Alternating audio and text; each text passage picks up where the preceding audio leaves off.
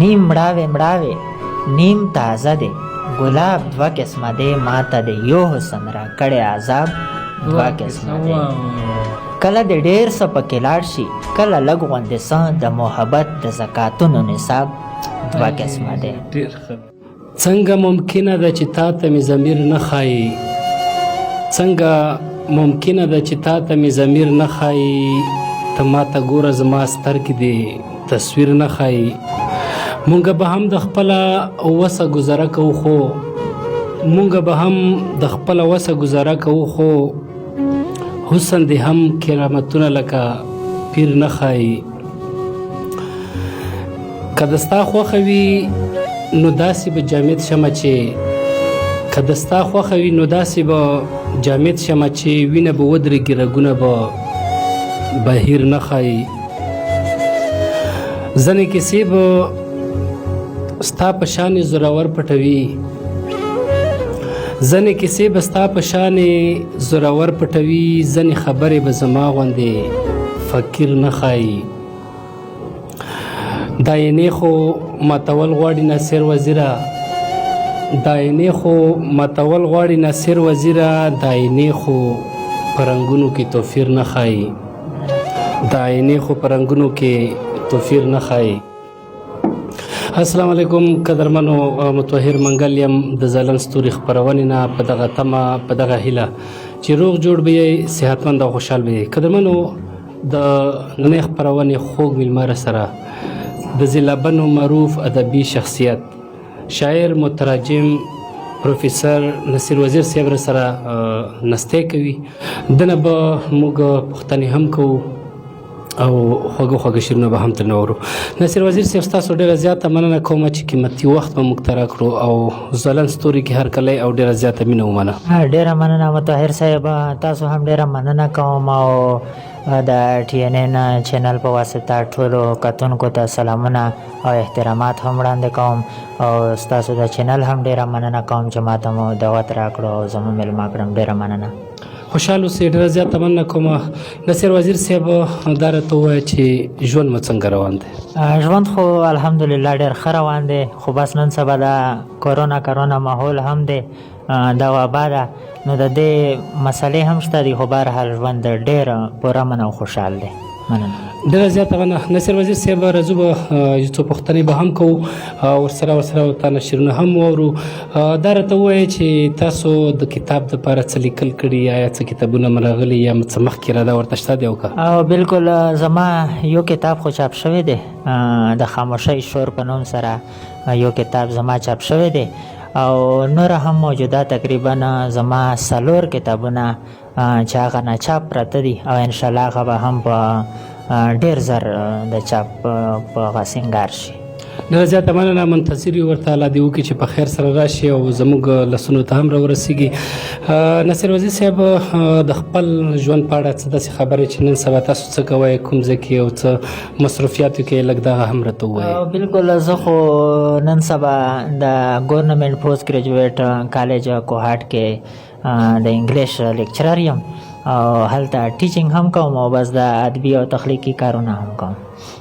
ډېره ښه ده. نصیر وزیر صاحب، دا موږ اورېدلي دي، بلکې لیدلي مو هم دي، ستا پوسټونه هم موږ ګورو چې تاسو د انګلیش کوم شاعران دي، یعنی د بهر کوم دغه د هغو ترجمه هم کوئ. تر نن ورځې پورې تاسو ته به یعنې څومره لیکل تاسو کړي دي، څومره نظمونه یا کوم څه مو لیکلي دي، هغه لږ راته ووایئ. بلکل، تقریبا ما د یورپ چې څومره نامتو شاعران دي لکه ویلیام شکسپیر دی، ویلیام ورډزورث دی، جان کیټس دی، دغسې نور ډېر شاعران هغه مې هم پښتو ته منظوم ترجمه کړي دي او ورسره د انګلیش لیټریچر چې څومره مطلب شارټ سټوریز دي، افسانې دي، هغې کې مې هم انتخاب کړی دی، هغه مې هم ډېرې ترجمه کړي دي. او بل ته ویلیام شکسپیر یوه ډرامه چې جولیس سیزر یې نوم دی، هغه مې هم پښتو ته ترجمه کړې ده. ډېره ښه ده. او تاسو خپله هم په نظم او په بلکل، زه خپل غزل هم لیکم، نظم هم لیکم او نثر کې کار کوم، افسانه کله افسانې داسې هم لیکنې کوم. ډېره زیاته مننه مو کوم. خوشحاله آباد راته اوسئ. نصیر وزیر صاحب، څه به موږ سره زموږ د TTN نیوز کوم مینهوال دي څه به ورته ډالۍ کړي؟ بس یو غزل دی هغه تاسو په خدمت کې پیش کوم ټولو کتونکو ته. وایي چې نیم مړاوې نیم تازه دی ګلاب دوه قسمه دی. نیم مړاوې نیم تازه دی ګلاب دوه قسمه دی، ماته دی یو حسن را کړی عذاب دوه قسمه دی. نیم مړاوې نیم تازه دی ګلاب دوه قسمه دی، ماته دی یو حسن را کړی عذاب دوه قسمه دی. او کله دی ډېر څه پکې لاړ شي کله لږ غوندې څه، کله دی ډېر څه پکې لاړ شي کله لږ غوندې څه، د محبت د زکاتونو نصاب دوه قسمه دی. کله دی ډېر څه پکې لاړ شي کله لږ غوندې څه، د محبت د زکاتونو نصاب دوه قسمه دی. هسې عجبه کیسه نه ده د یوې پوښتنې، هسې عجبه کیسه نه ده د یوې پوښتنې، ماته بېګاره رسېدلی جواب دوه قسمه دی. هسې عجبه کیسه نه ده د یوې پوښتنې، ماته بېګاره رسېدلی جواب دوه قسمه دی. او دا زه وهمي یم فکرونه منتشر دي زما، دا زه وهمي یم فکرونه منتشر دي زما، کنه مطربه نن د ساز د رباب دوه قسمه دی. ډېر په زړه پورې دی دا خو بیا دا زه وهمي یم فکرونه منتشر دي زما، کنه مطربه نن د ساز د رباب دوه قسمه دی.